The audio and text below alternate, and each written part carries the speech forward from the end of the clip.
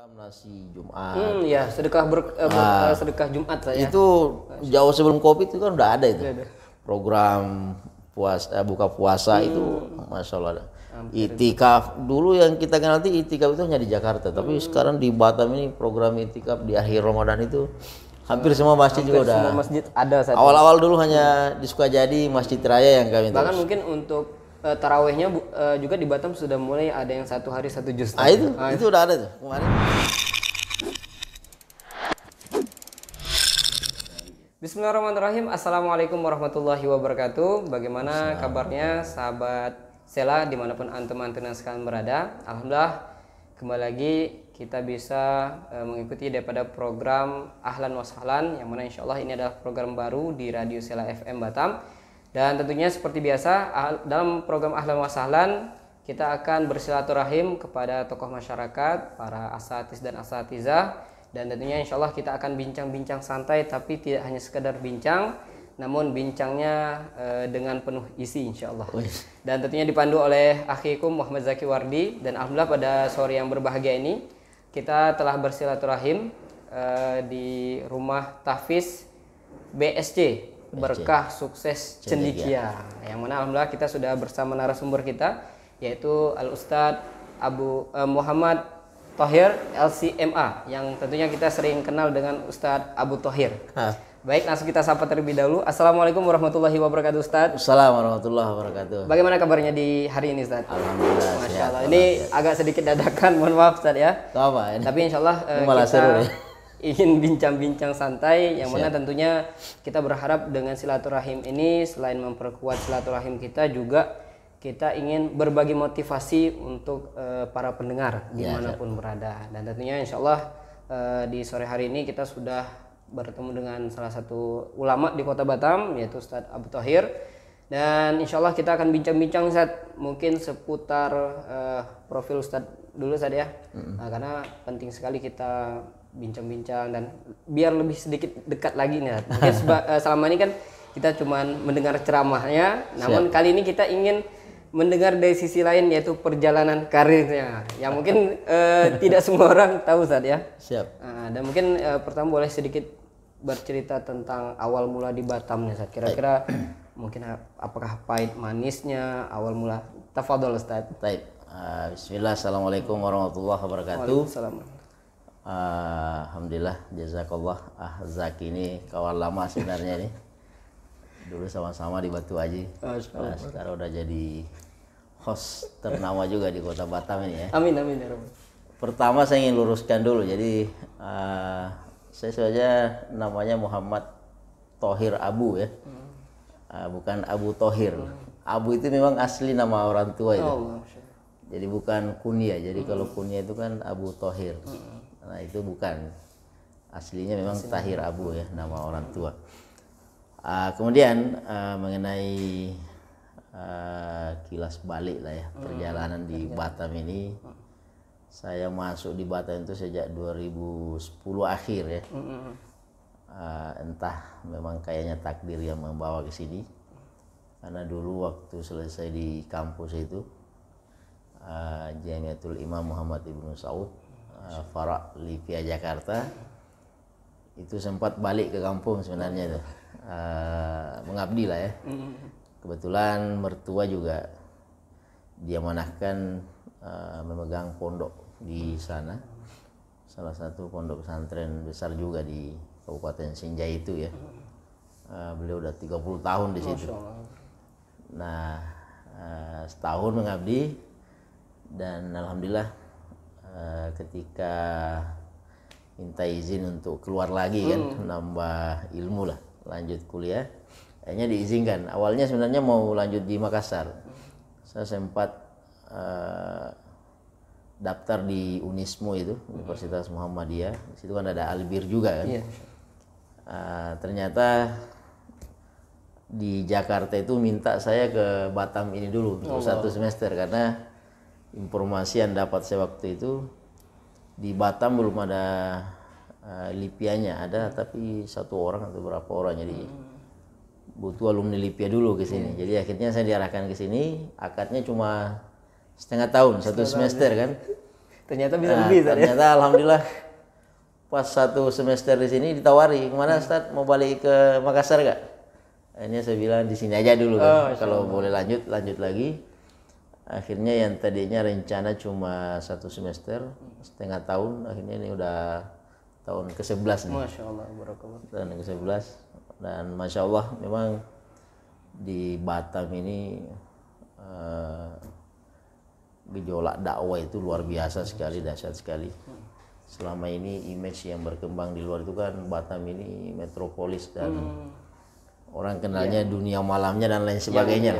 Tapi ternyata geliat keagamaan itu luar biasa sekali ya, dahsyat sekali. Semangat orang untuk belajar agama, Masya Allah. Dan alhamdulillah beberapa amanah dari masyarakat untuk kami itu, dan itulah yang kami jalankan sampai hari ini ya. Panjang lebar Mas sebenarnya itu. Sebenarnya kalau mau diceritain nggak ya? cukup 1 Jadi, jam Ustaz ya. sempat ngajar di Mahat Said bin Zaid di Muhammadiyah. Itu pertama kali, kayak sepertinya pertama kali kita ketemu. Pertama kali Muridnya saya. jumpa di situ, kemudian diamanahkan untuk mendirikan itu Baitul Hikmah di Sukajadi. Kemudian ini BSC udah lama sebenarnya. Yayasan BSC ini udah 6 tahun juga, tapi baru 3 tahun terakhir kita betul-betul kelola pecah buat yayasan baru khusus pendidikan. Alhamdulillah ini udah ada 12 cabang ya. Jadi ini yang kita tempat ini cabang yang kelima. Oh, cabang kelima. Ya itu termasuk pusatnya atau cabangnya saja? Pusatnya ada di Marbella, tapi insya Allah akan dipindahkan ke sini ya. Sempat juga jadi imam di Sukajadi. Wakil ketua MIUMI ya, Majelis Intelektual. Ini sekarang masih menjabat MIUMI atau? Masih Ustaz, ya? Amanah terakhir kemarin diamanahkan untuk masuk di Komisi Fatwa Majelis Ulama Indonesia Kota Batam ya. Jadi seperti itu Mas. Semoga. Samping ormas yang lain itu seperti kata Rumah Tahfiz Kota Batam. Itu seperti pemaksaan sebenarnya. Saya nggak ada di lokasi, dipilih jadi gitu. Ditunjuk tadi ya. Ada juga satu lagi Porsil, Forum Silaturahim Penggerak Kemakmuran Masjid. Jadi alhamdulillah sih, artinya amanah orang banyak saja. Meskipun awalnya dipaksa, tapi karena udah ditunjuk akhirnya harus dijalani. Bismillah saja bahasanya. Jadi seperti itu Mas, alhamdulillah sampai hari ini. Yang awalnya datang sendiri, sekarang udah 5 orang lah, dengan anak, istri 1, anak 3. Istri 1 saya. Oke, seperti itu singkat ya. Baik, terima kasih untuk mungkin itu sedikit profil saya. Ya, benar. Berarti kalau berbicara tentang ada istilah nih Zat, kalau orang udah minum air Batam untuk meninggalkan Batam itu agak berat ya. Bila Anda tiba Anda menang ya. Atau ada istilah klasik itu, yang pernah minum air Batam itu agak sulit untuk meninggalkan Batam. Ataupun pergi balik lagi biasanya. Biasanya kembali lagi ke Batam. Kembali lagi ya. Jadi, walaupun itu sekedar mitos ya.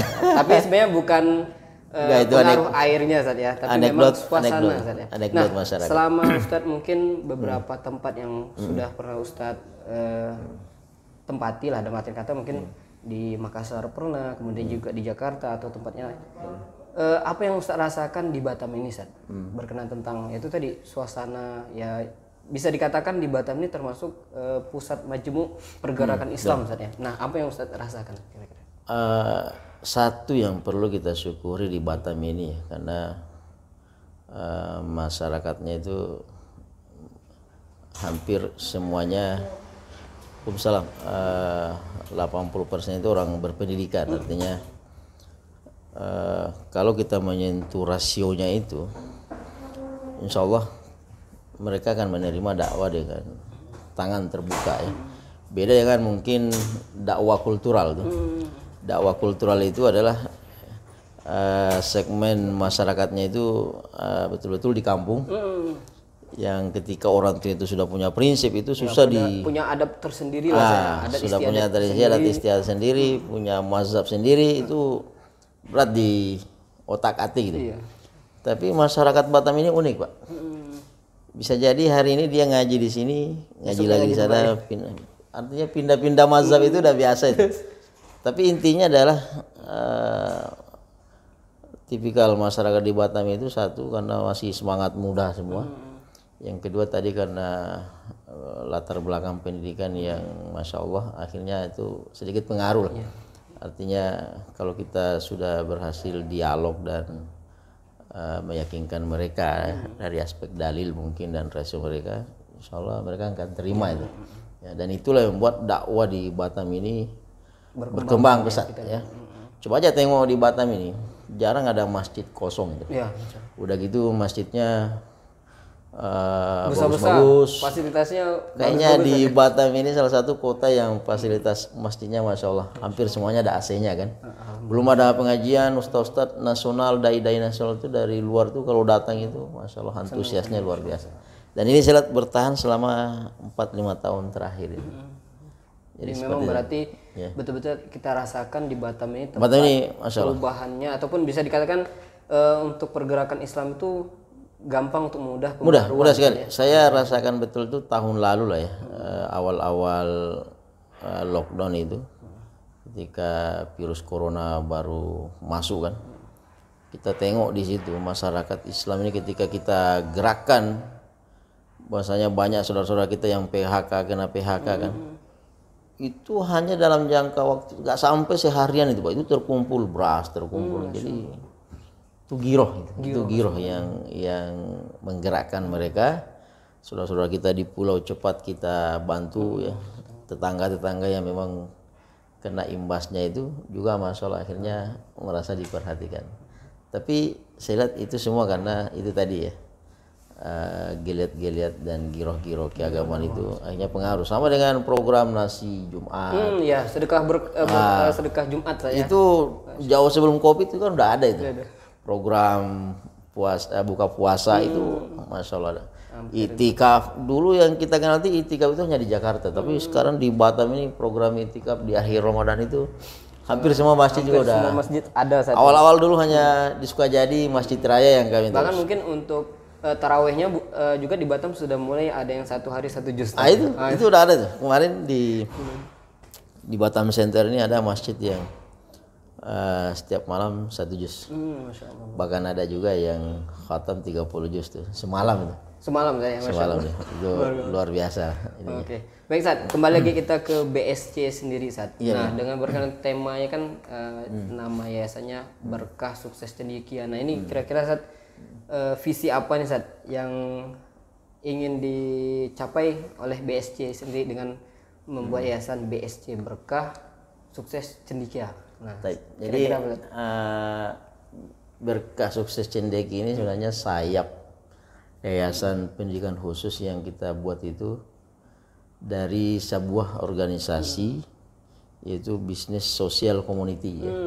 Bisnis Sosial Community ini lahir dari fenomena hijrah kan. Kan fenomena hijrah di Batam juga luar biasa. Fenomena hijrah para pengusaha-pengusaha muslim yang tadi itu yang punya giroh masya Allah, yang selama ini mungkin daya ledaknya entah disalurkan kemana, ternyata ketika salurkan di BSC ini maka lahirlah tempat-tempat tahfiz sama di Sukajadi juga seperti itu Pak. Sukajadi itu kita semua dari BSC semua ininya, dan visi terbesarnya itu adalah bagaimana supaya BSC ini bisa menjadi jembatan ya, jembatan buat generasi Islam ini lebih dekat dengan Al-Quran, lebih dekat dengan masjid, lebih dekat dengan politik Islam, lebih dekat dengan pasar.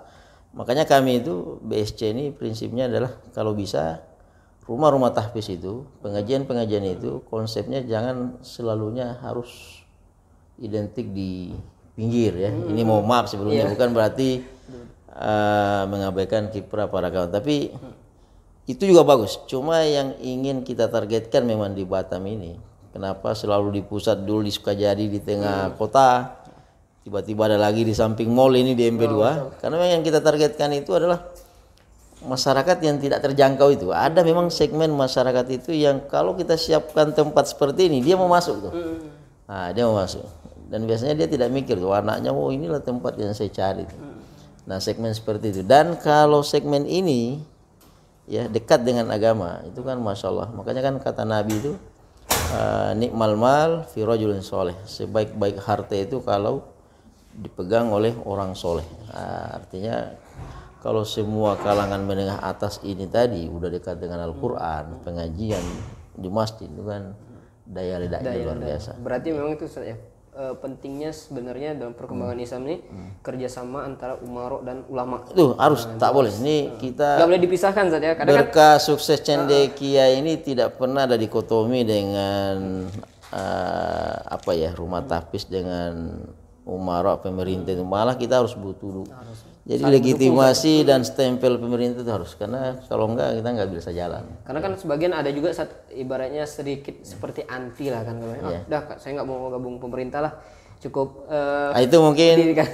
aspek fikih dakwanya ya. Kalau saya lihat justru dakwah ini, Al-Quran ini akan cepat penetrasinya kalau dipegang oleh pemerintah. Makanya kalau alhamdulillah ketika kami kemarin ditunjuk sebagai ketua Ikatan Rumah Tahfiz Kota Batam, kan itu kan antusias dan respon Pak Wali Kota, Pak Wakil Wali Kota itu luar biasa. Memang ternyata selama ini kita yang menjauh. Kita yang menjauh. Artinya sampai kapan kita mau berkutat di sini? Jadi ada pepatah lama yang menarik kita kaji itu. Al-haqqu bila nizam yaglibul batil. Kebenaran kalau tidak terorganisir dengan baik. Terorganisir dengan baik itu kan artinya jangan selalu mau jadi oposisi, selama kan bisa dikomunikasikan, bisa dikolaborasikan, itu jauh lebih bagus. Jadi jangan selalu melihat apa-apa yang identik dengan pemerintah itu selalu negatif. Justru itulah lahan dakwah. Kalau kita berhasil memasukkan Al-Quran itu kan luar biasa. Luar biasa. Dan alhamdulillah Ustaz, untuk di Batam ini sendiri support dari pemerintahnya Ustaz, ya, untuk masalah Al-Quran, apakah itu TPQ, dan ditambah sekarang ini kan ada lagi pergerakan baru yaitu rumah tahfiz. Nah, ini berarti hampir betul-betul untuk apa ya, menjadikan Batam ini sebagaimana ide sebelumnya, yaitu jadi apa yang dicita-cita besar pendiri Batam ini ya, dan siapapun yang pernah berkuasa di kota itu kan, bagaimana Batam ini menjadi bandar madani, kota bandar dunia madani kan. Dilihat dari kosakatanya madanianya kan udah Islami banget sebenarnya itu. Jadi harus hadir Al-Quran di situ. Pak Rudi ini harus dikawal oleh Al-Quran. Jangan biarkan Pak Rudi jalan sendirian di situ. Pak Rudi pasti senang kalau dikawal oleh ulama. Dan memang harus seperti itu. Ulama dan ulama harus seiring. Harus seiring. Makanya alhamdulillah kalau kemarin misalnya kepengurusan Majelis Ulama Indonesia juga dekat.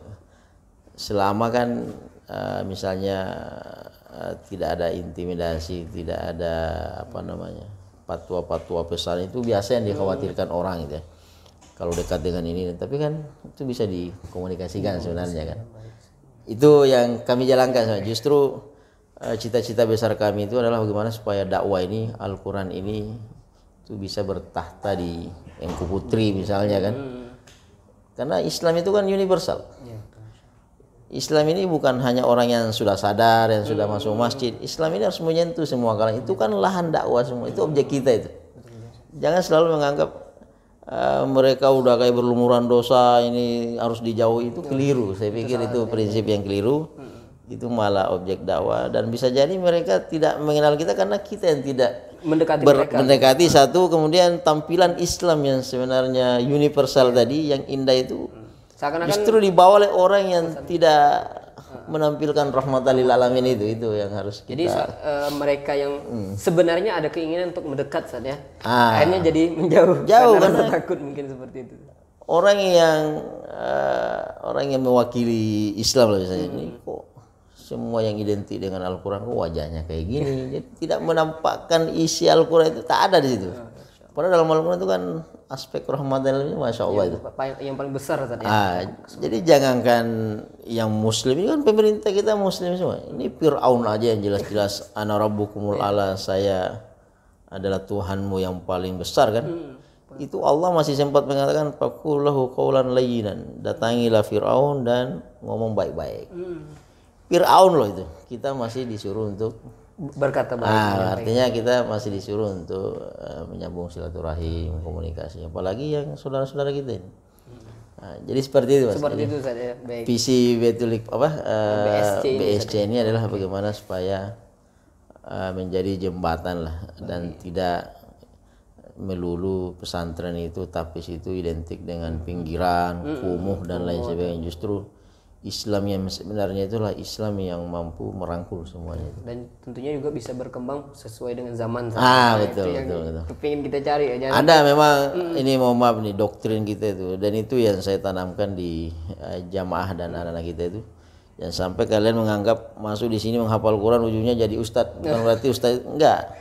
Kalau bisa yang ketika bicara ekonomi adalah penghafal Quran. Ketika orang yang memutuskan kebijakan kayak wali kota itu penghafal Quran itu kan masya Allah banget ya. Tidak menutup kemungkinan Batam ini 20 tahun mungkin itu akan dipimpin oleh penghafal Quran. Nggak ada yang mustahil, Pak. Nggak ada yang mustahil. 20 tahun lagi yang memimpin Batam adalah penghafal Al-Quran. Kita hanya memulainya saja. Bisa jadi nanti ada yang melanjutkan. Oke, baik nih Ustaz, terakhir nih Ustaz. Tadi kan mungkin sedikit cerita-cerita yang bisa dikatakan agak manis lah perkembangan. Nah sekarang nih Ustaz, selama Ustaz awal di Batam sampai saat ini kira-kira ada nggak pahit-pahitnya kehidupan nih Ustaz yang dirasakan mungkin dalam pergerakan dakwah, mungkin entah ditolak atau apalagi kan baru-barusan ini Ustaz ada yang sampai diserang nih Ustaz. Kira-kira pernah merasakan atau bagaimana? Saya alhamdulillah kalau saya pribadi itu memang tidak pernah dan selalu mau memposisikan diri itu sebagai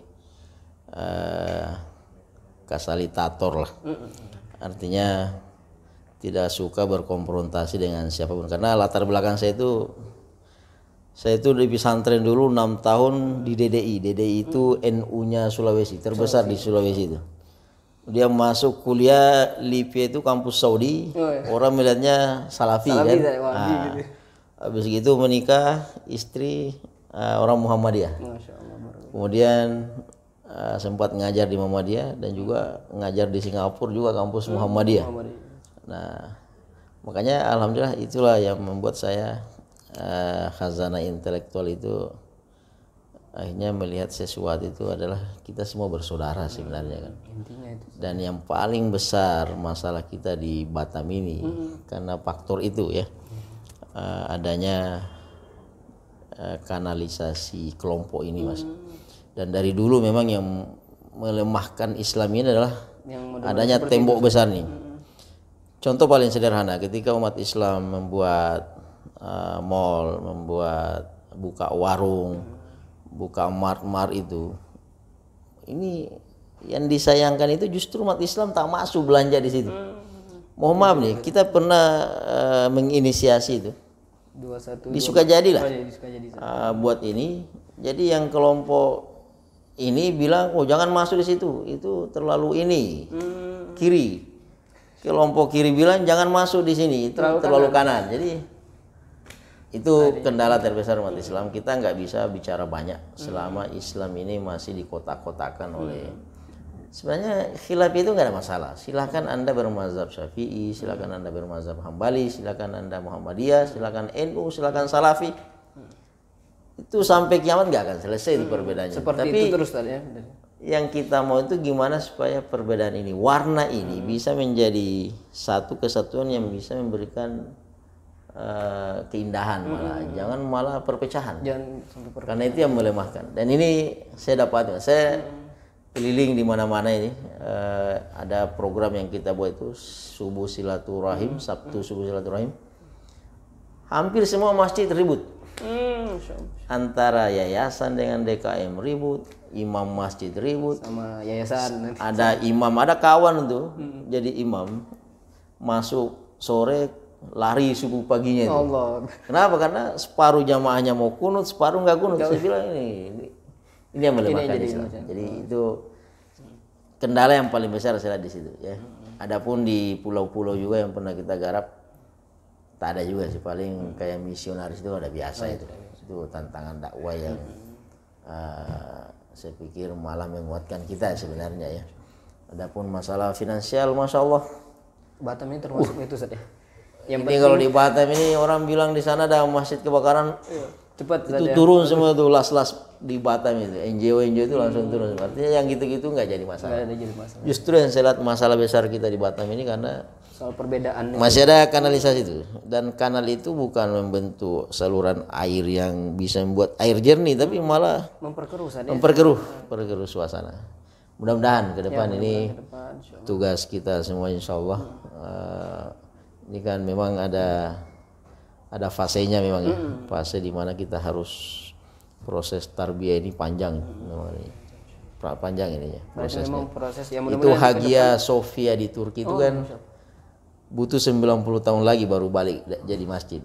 Dulu masjid berubah jadi museum 90 tahun.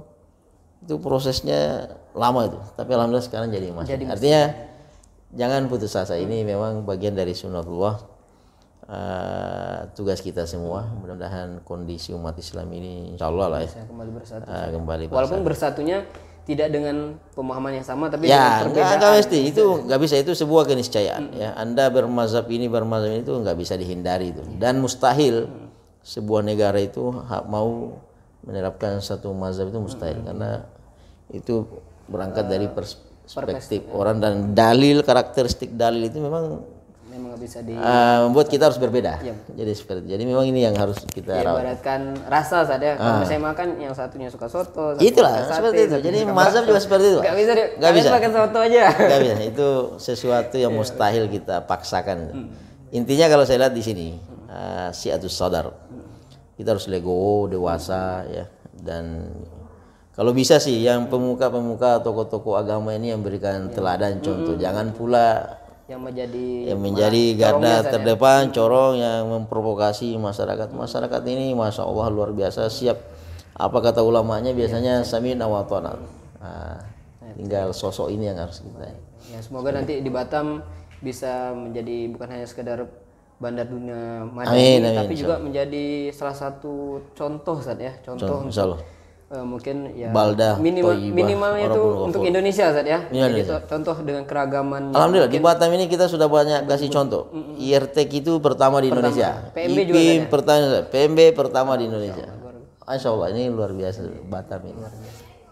Oke baik Ustaz, terima kasih untuk kebersamaannya di sore hari ini, sangat menginspirasi. Semoga sebagaimana juga konsep daripada radio silaturahim itu Ustaz, kita di Batam ini semoga menjadi radio yang bisa menaungi semua kalangan. Untuk saya sebenarnya dulu awal-awal Sheila ini termasuk awal-awal ini berkiprah di situ juga. Waktu dulu awal dirintis oleh Habib dari Jakarta itu kan. Ustadz Habib Hussein Alatas. Itu masya Allah kita gabung semua. Saya masih ingat Ustadz Heri itu. Ya, dengan Pak Heri yang pertama. Tapi tadi karena kesibukan saya sekarang ini. Sudah banyak amanah selain di BSC. Gak bisa rutin ya. IRTQ juga, kemudian. Artinya Sheila ini rumah lama sebenarnya. Baik, jazakumullah khairan. Sukses terus. Amin. Mohon doanya juga Ustaz. Semoga kami bisa istiqomah dan tetap bisa menjadi sarana lah. Sarana pemersatu. Jadi tidak hanya kepada satu kelompok saja. Tapi bagaimana bisa juga menaungi dan menjadi wadah silaturahim untuk kelompok-kelompok. Dan terima kasih Ustaz atas waktunya dan juga tempatnya. Semoga Allah Subhanahu wa taala senantiasa memberikan keberkahan, kesehatan untuk Ustaz dan keluarga, dimudahkan segala urusan dakwahnya dan dijauhkan dari segala keburukan nih Ustaz. Ya, insyaallah mudah-mudahan nggak sampai terjadi sebagaimana kasus yang baru. Insyaallah. Dan insyaallah mungkin ini saja yang dapat kami sampaikan pada pertemuan kali ini. Terima kasih untuk perhatian ikhwan dan akhwat Sela Audien dimanapun antum-antum sekalian berada, dan insyaallah sampai bertemu pada kajian atau program Ahlan Wasalan dengan narasumber yang lainnya. Dan sekali lagi kami pamit. Assalamualaikum warahmatullahi wabarakatuh. Subhanallahumma wa bihamdika asyhadu an la ilaha illa anta astaghfiruka wa atubu ilaik. Assalamualaikum warahmatullahi wabarakatuh. Assalamualaikum warahmatullahi wabarakatuh.